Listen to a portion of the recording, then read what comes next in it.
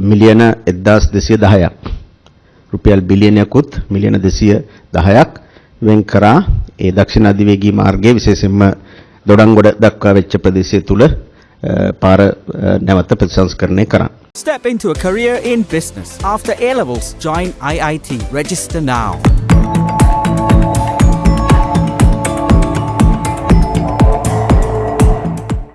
The Cabinet of Ministers has approved a 1.2 billion rupees contract awarded to Maga Engineering Ltd for urgent repairs on a 15-kilometre stretch of the Southern Expressway, less than 15 years after its opening.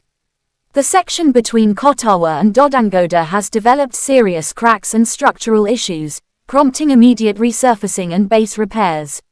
Maga was selected as the lowest responsive bidder under the national competitive procurement process. Minister Vijitha Hayrath admitted the highway was not built with quality, though he said repairs were unavoidable for public safety.